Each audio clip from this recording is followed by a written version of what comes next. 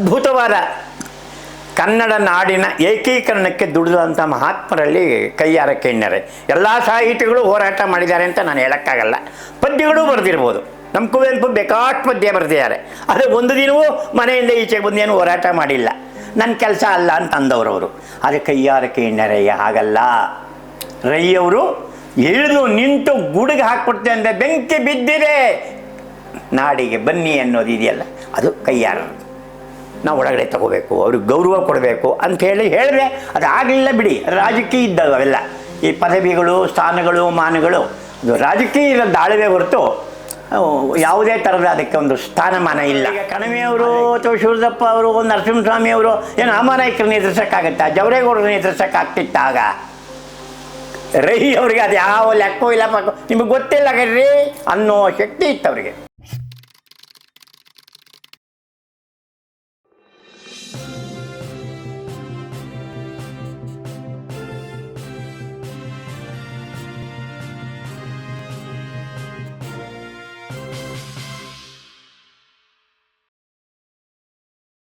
ಈಗ ಕೈಯಾರರು ಅವರು ಪೆರಡಾಲ ಅಂತ, ಕಾಸರಗೋಡಿನ ಪೆರಡಾಲದ ಹತ್ರ ಅವರು ಇದ್ದಿದ್ದು.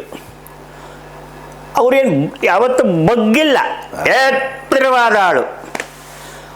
ಏನು ಕಚ್ಚೆ ಮತ್ತು ಜುಬ್ಬ, ಆ ಜುಬ್ಬನೂ ಒಂಥರ ಏನೋ ಆ ಕಡೆ ಈ ಕಡೆ ಏನಾರು ಒಂದು ಸಣ್ಣದಾಗಿ ಏನೋ ಒಂದು ನೆಶಿ ಡಬ್ಬಿ ಇಟ್ಕೊಂಬಿಟ್ರು ಅದು ಜೋಬು ಕೂಡ ಹಿಂಗೆ ಆಡ್ತಾ ಇದ್ದದ್ದು ನಾನು ನೋಡಿದ್ದೀನಿ ಅವರು ನಡೆಯೋ ರೀತಿಗೆ.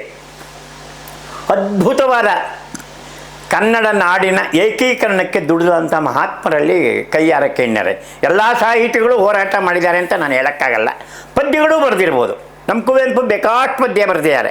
ಆದರೆ ಒಂದು ದಿನವೂ ಮನೆಯಿಂದ ಈಚೆಗೆ ಬಂದೇನು ಹೋರಾಟ ಮಾಡಿಲ್ಲ. ನನ್ನ ಕೆಲಸ ಅಲ್ಲ ಅಂತ ಅಂದವರು. ಆದರೆ ಕೈಯಾರ ಕಿಞ್ಞರೆಯ ಹಾಗಲ್ಲ.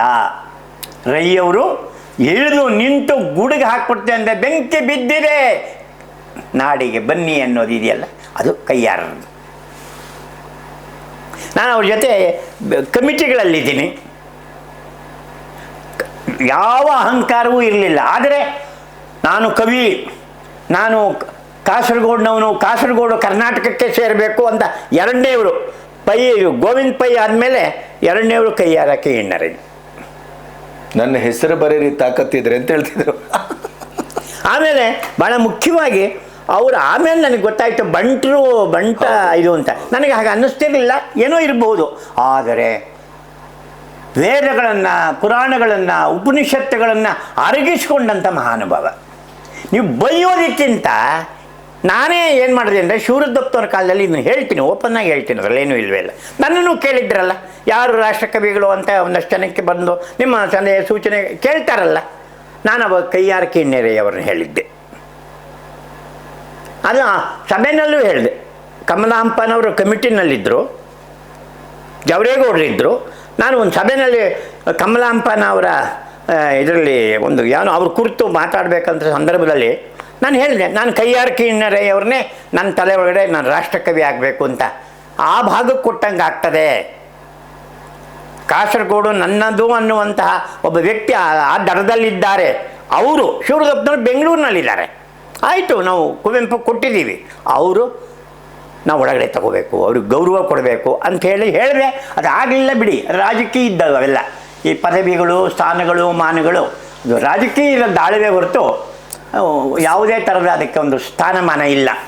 ಆದರೆ ಕಿಞ್ಞರೆ ಅವ್ರ ಜೊತೆ ನಾನು ಒಂದು ಸಂದರ್ಭದಲ್ಲಿ ವರ್ಧಮಾನ ಪ್ರಶಸ್ತಿ ಪೀಠದ ಸಂದರ್ಭದಲ್ಲಿ ಕಿಞ್ಞರೆ, ಆಮೇಲೆ ಈಶ್ವರಯ್ಯ, ತುಷಾರದ ನಿಮ್ಮ ಗೆಳೆಯರು, ಸಂಪಾದಕರು, ನಾನು 3 ಜನ ಒಂದು ಆ ವರ್ಷದಲ್ಲಿ ವರ್ಧಮಾನ ಯಾರಿಗೆ ಕೊಡಬೇಕು ಅಂತ ಅಂದಾಗ ಈಶ್ವರಯ್ಯ ಅವರು ಗಿರೀಶ್ ಕಾರ್ನಾಡ್ ಕೊಡಬೇಕು ಅಂದರು.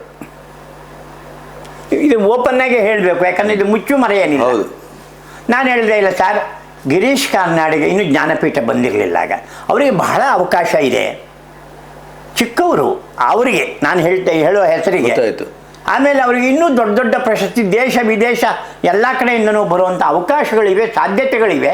ಆದ್ದರಿಂದ ದಯವಿಟ್ಟು ನಾವು ಪಾವೆಮಾಚಾರ್ಯರನ್ನು ಪರಿಗಣಿಸಬೇಕು ಅಂತ ಹೇಳಿದಾಗ ಕೈಯಾರ ಕಿಞ್ಞರೆ ಒಪ್ಪಿದ್ರು ಅದನ್ನು. ಅದು ಅವ್ರು ಯಾವುದೋ ಪೂರ್ವ ಗ್ರಹ ಪೀಡಿತರಾಗಿ ನಮ್ಮ ಕಡೆಯವನು ಯಾವನು ಒಬ್ಬ ಅವನಾಗಬೇಕು ಇವನಾಗಬೇಕು ಅಂತ ಅವರು ಹಾಗೆ ಬಂದವರಲ್ಲ ರೈ ಅವರು. ದೊಡ್ಡ ಮನುಷ್ಯ, ತುಂಬ ದೊಡ್ಡ ಮನುಷ್ಯ. ಅವ್ರಿಗೆ ಬಂದಿದೆಯೋ ಇಲ್ವೋ ನಂಗೆ ಗೊತ್ತಿಲ್ಲ. ವರ್ಧಮಾನ ಪ್ರಶಸ್ತಿ ಪೀಠ ಅವ್ರಿಗೆ ಬಂದಿದೆಯೋ ಇಲ್ಲೋ ಗೊತ್ತಿಲ್ಲ, ನನಗೆ ಬಂದಿದೆ. ಆದರೆ ಅವ್ರಿಗೆ ಬಂದಿದೆಯೋ ಇಲ್ಲೋ ಗೊತ್ತಿಲ್ಲ. ಆದರೆ ನಾನು ಹೇಳಿದ್ನಲ್ಲ, ಎತ್ತಿಡಿದ್ನಲ್ಲ, ಪುಸ್ತಕಗಳು ತೊಗೊಂಡೋಗ್ಬಿಟ್ಟಿದ್ದೆ ನಾನು ಬೇರೆಯವ್ರ ಥರ ಅಲ್ಲ. ಏನೋ ನನಗೆ ತೋಚು ಇಟ್ಕೊಳ್ಳಿ. ಮೊಗಸಾಲೆಯವರು ಮೊದಲನೇ ಸಲ ಹೋದಾಗ 82 ಸುಮಾರಿಗೆ, ಇದೇನು ಪ್ರಿಯ ಅವರೇ ಎಲ್ಲ ಓದ್ಕೊಂಬಂದು ಮುಂದೆ ಗೊತ್ತಾಗಬೇಕಲ್ಲ ಪಾವೆಂಬಂದ್ರೆ ಯಾರು, ಈಗ ಗೊತ್ತಾಗಬೇಕು. ಅದನ್ನ ನನ್ನ ಸಿಸ್ಟಮ್ಮು ಆ ಥರ ಇತ್ತು, ಹಾಗಿತ್ತು. ನನ್ನ ಸಂಗ್ರಹದ ವ್ಯವಸ್ಥೆ ಆಗಿತ್ತು ನನ್ನದೇ. ಅಷ್ಟು ತೊಗೊಂಡೋಗಿ ಕೈಯಾರಕ್ಕೆ ತೋರಿಸಿ. ಇವರು ಪಾವೆಮ್ಮವರು ಸಾಹಿತಿಗಳಲ್ವಾ, ಕವಿ ಅಲ್ವಾ, ವಿಚಾರವಾದಿ ಅಲ್ವಾ, ಬುದ್ಧಿಜೀವಿ ಅಲ್ವಾ, ಪತ್ರಕರ್ತರಲ್ವಾ, ಹೇಳಿ ದಯವಿಟ್ಟು ಹೇಳಿ ನೀವು ಹಿರಿಯರು ಅಂತ ಹೀಗೆ ಗಟ್ಟಿಯಾಗಿ ಮಾತಾಡ್ತಾ ಇದ್ದೆ. ಅವ್ರಿಗೆ ಕರೆಕ್ಟು ಮನಸ್ಸು ಒಳಗಡೆ ಹೋಯ್ತಾ ಮಾತದು. ಅವರು ಅಂಗೀಕರಿಸಿದ್ರು. ಅವ್ರನ್ನ ಅಧ್ಯಕ್ಷರು, ಕಮಿಟಿ ಅಧ್ಯಕ್ಷರು ಅವರು ಒಪ್ಪಿದರೆ ಸಾಧ್ಯ ಆಯಿತು. ನಾನು ಎಷ್ಟೇ ಬಡ್ಕೊಂಡ್ರು ಅದು ಆಗ್ತಿರಲಿಲ್ಲ. ಹಾಗಾಗಿ ಕೈಯಾರಕ್ಕೆ ಹಿನ್ನರೆಯವರಿಗೂ ಕೂಡ ಎತ್ತರವಾದ ಧ್ವನಿ, ಹೋರಾಟಕ್ಕೆಲ್ಲ ಆಯಿತು. ಪದ್ಯ ಹೇಗೆ ಓದೋರು, ಪದ್ಯ ಓದೋದನ್ನು ನೀವು ಗೋಕಾಕರ ಥರನೇ, ಗೋಕಾಕರು ಬಿಟ್ಟರೆ ನನ್ನ ಪ್ರಕಾರ ರಾಜರತ್ನಮ್ಮವರು, ಕೈಯಾರಕ್ಕೆ ಹಿನ್ನರೆಯವರು ನಮ್ಮಲ್ಲಿ ಪದ್ಯ ಓದುವವರೇ ಕೆಲವರು ಇದ್ದಾರೆ. ಅವ್ರ ಪದ್ಯಗಳನ್ನ ಹೇಗೆ ಓದಿ ಹೇಳ್ತಾ ಇದ್ರು ಅಂದರೆ ಹಾಗೆ ಎದ್ದು ನಿಂತ್ಕೊಂಡು ಸ್ಪಿರಿಟ್ ಅನ್ನೋದು ಹಾಗೆ ಬಂದ್ಬಿಡೋದು. ಅದು ಅವ್ರ ಧ್ವನಿ ಹಾಗಿತ್ತು, ರೈ ಅವರ ಧ್ವನಿ. ನಾಡಿಗೆ ಬೆಂಕಿ ಬಿದ್ದಿದೆ. ಹೌದು, ನಾಡೆ ಬೆಂಕಿ ಬಿದ್ದಿದೆ ಬನ್ನಿ. ಇಂಥ ಅವ್ರ ಜೊತೆ ಒಡನಾಟ ಇಟ್ಕೊಂಡಿದ್ದೆ ನಾನು. ಅವ್ರ ಮನೆಗೂ ಕರ್ಕೊಂಡೋಗಿದ್ದೆ, ಪೆರಡಾಲಕ್ಕೆ ಕರ್ಕೊಂಡೋಗಿದ್ರು. ನಾನು ಯಾವುದೋ ಕಾಸರಗೋಡಲ್ಲಿ ವೇಣುಗೋಪಾಲ್ ಕಾಸರಗೋಡು ಅಂತ ಇದ್ದರು, ಬಾಂಬೆಯಲ್ಲಿದ್ದರು. ಅಲ್ಲಿಗೆ ಬಂದಿದ್ದರು. ಅದೇನೋ ಸೆಮಿನಾರು. ನನ್ನನ್ನು ಕನ್ನಡ ಮತ್ತು ತೆಲುಗು ಭಾಷೆಯ ಒಂದಿದು ಸಾಹಿತ್ಯದ ಕುರಿತು ಮಾತಾಡಲಿಕ್ಕೆ ಕರೆದಿದ್ದರು. ಅವಾಗ ಅವರೂ ಬಂದಿದ್ದರು, ರೈ ಅವರು ಅಲ್ಲಿಗೆ ಬಂದಿದ್ದರು. ಅದು ಅಲ್ಲಿ CN ರಾಮಚಂದ್ರನು, ಎಲ್ಲರೂ ವಿವೇಕ್ ರೈ ಎಲ್ಲರೂ ಬಂದಿದ್ದರು. ಅವರೆಲ್ಲರ ಪರಿಚಯ ನನಗೆ ಆಯಿತು ಅನ್ನೋದು ಬೇರೆ ವಿಷಯ. ಆದರೆ ಅವ್ರು ತಕ್ಷಣವೇ ಬರ್ತೀಯ ನಮ್ಮ ಊರಿಗೆ, ಹಳ್ಳಿ ಅದು, ತೋಟ ಗೀಟ ನೋಡಿಕೊಂಡು ನೀನು ಹೋಗ್ಬೋದು ಬೆಂಗಳೂರಿಗೆ ಅಂತಂದರು. ಬರ್ತೀನಿ ಅಂತ ಹೋಗಿದ್ದೆ. ಒಂದು 2 ದಿನ ಇದ್ದೆ. ಇವತ್ತು ಅವರೆಲ್ಲರೂ ಅವ್ರ ಮಕ್ಕಳು ಇವರೆಲ್ಲ ಸರ್ ಅಲ್ಲಿ ಅವ್ರ ಹೆಸರಿನಲ್ಲಿ ಒಂದು ವಿಗ್ರಹ ಮಾಡಿದ್ದೀವಿ, ಪ್ರತಿಷ್ಠಾಪನೆ ಮಾಡಿದ್ದೀವಿ, ನೀವೇ ಬರಬೇಕು. ಅದೇನು ಅವ್ರು ಏನು ಬರೆದಿಟ್ಟಿದ್ದಾರೋ ಡೈರಿನಲ್ಲಿ ನನ್ನ ಬಗ್ಗೆ ನಂಗೆ ಗೊತ್ತಿಲ್ಲ. ಅಥವಾ ನಾನು ಕೈಯಾರಕ್ಕೆ ಹಿನ್ನರೆ ಬಗ್ಗೆ ಈ ಥರ ಎಲ್ಲ ಕಡೆ ಮಾತಾಡೋದು ನೋಡಿ ಅವರು ರಾಷ್ಟ್ರಕವಿ ಆಗಬೇಕು ಅಂತ ನೀವು ಬರಬೇಕು ಅದರ ಉದ್ಘಾಟನೆಗೆ ಅಂದರು. ಉದ್ಘಾಟನೆ ಆಯಿತೋ ಬಿಡ್ತೋ ನನಗೇನೇ ಇರಲಿ, ಅವ್ರದಲ್ಲಿ ಒಂದು ಪ್ರತಿಮೆ ಇದ್ದ ಹಾಗೆ ಕಾಣಿಸ್ತಾ ಇದೆ, ಪ್ರತಿಮೆ ಇಟ್ಟ ಹಾಗೆ ಕಾಣಿಸ್ತಾ ಇದೆ. ಆ ಊರಿನವರೆಲ್ಲ ಬರೀ ಮಕ್ಕಳು ಕುಟುಂಬದ್ದಲ್ಲ, ಅದು ಅವರ ನಾಡಿಗೆ ಸೇರಿದವರು, ಗೊತ್ತಾಯ್ತಾ. ಅದು ಆಮೇಲೆ ಯಾರನ್ನೂ ಅವರು ಕೇರ್ ಮಾಡಿದವರಲ್ಲ. ಈಗ ಕಣವಿಯವರು ಅಥವಾ ಶಿವದಪ್ಪ ಅವರು, ನರಸಿಂಹಸ್ವಾಮಿ ಅವರು ಏನು ಅಮಾನಾಯಕರನ್ನ ಎದುರಿಸೋಕ್ಕಾಗತ್ತಾ? ಜವರೇಗೌಡರನ್ನ ಎದುರಿಸೋಕ್ಕಾಗ್ತಿತ್ತ? ಆಗ ರೈ ಅವರಿಗೆ ಅದು ಯಾವ ಲೆಕ್ಕೋ ಇಲ್ಲ ಪಕ್ಕೋ ನಿಮಗೆ ಗೊತ್ತಿಲ್ಲ ಕಣ್ರಿ ಅನ್ನೋ ಶಕ್ತಿ ಇತ್ತು ಅವರಿಗೆ.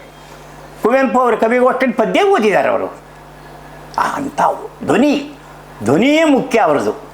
ಆಳು ಅಜಾನುಭಾವು. ಹೌದು, ಅದು ಲಕ್ಷಾಂತರ ಜನ ಇದ್ದರು. ಹೌದು, ಯಾರಿದ್ರು ಕಾಣಿಸ್ತಾ ಇದ್ರು ಅವರು. ಸೊ ಇಂಥ ಕೈಯಾರಕ್ಕೆ ಹಿನ್ನರೆಯವರು ಒಡನಾಟ ಇತ್ತು ಅನ್ನೋದೇ ನನಗೆ ಒಂದು ಹೆಗ್ಗಳಿಕೆ. ಪಂಚಮಿ ಅಂತ ಬರೆದಿದ್ದಾರೆ. 5 ಉಪನಿಷತ್ತುಗಳನ್ನು ಕನ್ನಡಕ್ಕೆ ಕೊಟ್ಟಿದ್ದಾರೆ. ಬನ್ನಂಜಯ ಗೋವಿಂದಾಚಾರ್ಯರು ಮಾಡದ ಕೆಲಸ. ಬನ್ನಂಜಯ ಗೋವಿಂದಾಚಾರ್ಯರು ಅದನ್ನು ತಲೆ ಮೇಲೆ ಇಟ್ಕೊಂಡು ಮೆರೆದಿದ್ದನ್ನು ನಾನು ನೋಡಿದ್ದೀನಿ. ಇದು ನಾನು ಹೇಳಬೇಕು. ಅವ್ರು ಉಪನಿಷತ್ತುಗಳನ್ನು ಅವರು ಗದ್ಯದಲ್ಲೋ ಅಥವಾ ಅದರ ಬಗ್ಗೆ ಉಪನ್ಯಾಸಗಳು ಮಾಡಿರಬಹುದು. ಆದರೆ ಕಾವ್ಯದ ರೂಪದಲ್ಲಿ ಕನ್ನಡಕ್ಕೆ ಕೊಟ್ಟಂಥ ಮಹಾನುಭಾವ ಕೈಯಾರಕ್ಕೆ ಹಿನ್ನರೆಯವರು. ಅವ್ರ ಸಂಕಲನಗಳು ಬೇಕಾಗ್ತಿವೆ, ಅವೆಲ್ಲ ಬಂದಿವೆ, ಈಗ ವಾಲ್ಯೂಮ್ಸ್ ಬರ್ತಾ ಇವೆ, ಸಂತೋಷ. ಆದರೆ ಅವರಿಗೆ ಕೇಂದ್ರ ಸಾಹಿತ್ಯ ಅಕಾಡೆಮಿ ಬಂತೋ ಅಥವಾ ಅವರು ಸಾಹಿತ್ಯ ಸಮ್ಮೇಳನ ಅಧ್ಯಕ್ಷ ಆಗಿದ್ದರೋ ನಂಗೆ ಗೊತ್ತಿಲ್ಲ, ನೆನಪು ಬರ್ತಾ ಇಲ್ಲ ನನಗೆ, ಆದಂಗಿಲ್ಲ. ಅಥವಾ ಕೇಂದ್ರ ಸಾಹಿತ್ಯ ಅಕಾಡೆಮಿ ಅವರಿಗೆ ಅವಾರ್ಡ್ ಬಂದಿಲ್ಲ. ಅಷ್ಟೂ ಬೇಡ.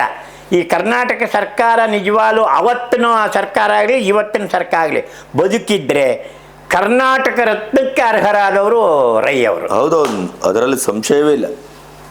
ನಾವು ಕಳ್ಕೊಂಡಿದ್ದೀವಿ, ಅದು ಕೊಡ್ದೇನೆ ಅವ್ರನ್ನ ನಾವು ಮೂಲೆ ಪಾಲು ಮಾಡೋದಿದೆಯಲ್ಲ, ಅದು ತುಂಬ ದುರಂತ, ತುಂಬ ವಿಷಾದನೀಯವಾದ ವಿಷಯ ಅಂತ ನಾನು ಭಾಳ ಗಟ್ಟಿಯಾಗಿ ನಿಮ್ಮ ಈ ವಾಹಿನಿ ಮೂಲಕ ಹೇಳಲಿಕ್ಕೆ ನಾನು ಇಷ್ಟಪಡ್ತೀನಿ.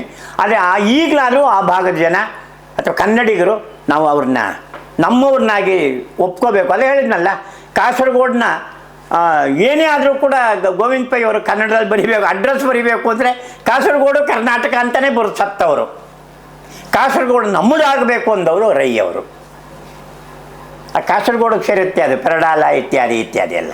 ಅದು ಹಾಗೆ ಹೋರಾಟ ಜೀವನ ಪರ್ಯಂತ ನಾಡಿಗಾಗಿ ಹೋರಾಟ ಮಾಡಿದವರಲ್ಲಿ ಅವರು ನಾವು ನೆನೆಬೋದು ಅಂತ ನಾನು ಅಂದ್ಕೊಳ್ತೀನಿ. ಒಳ್ಳೆ ಕವಿಯೂ ಕೂಡ, ಕವಿಯಾಗಿಯೂ ಕೂಡ ಅವ್ರ ಬೆರಳನ್ನೇನು ನಾವು ನಾನು ಬಹುಶಃ ವಿದ್ಯಾರ್ಥಿ ದಶನ ಅವ್ರ ಬಗ್ಗೆ ಓದಿದ್ದೀನಿ ನಾನು, ಅಲ್ಲಿಂದನೇ ಓದ್ಕೊಂಬಂದಿದ್ದೆ.